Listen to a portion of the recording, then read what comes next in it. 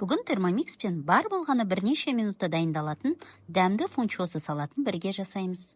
Жеңіл, тойымды әрі пайдалы.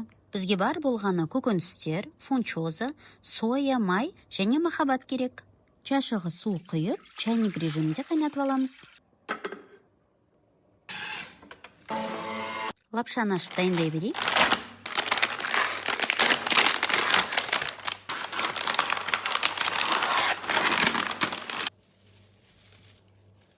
Чашаның қақпағынан осылай лапшаны саламыз.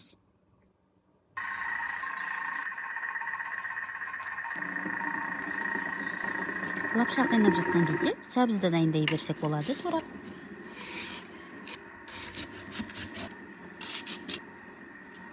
Лапшамыз дайын болды.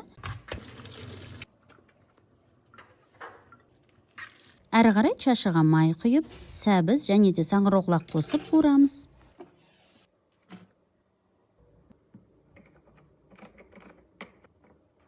Термомикс істеп жатыр, осы уақытта болгар бұрышын турасақ болады.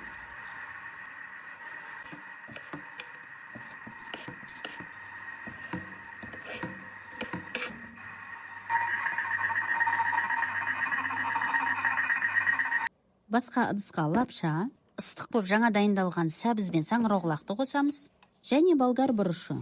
Осы уақытта термомикске шөптер, укроп, кинза, сарымсақ 5 секунд турап аламыз.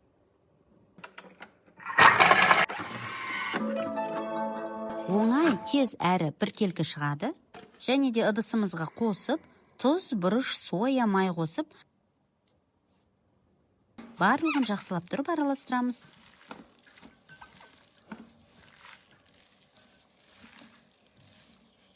Міне фунчоза салаты дайын. Егер видео ұнаса, лайк басып, арнаға жазылуды ұмытпаңыз. Алда басқа да жеңіл рецепттер бұйырса болады.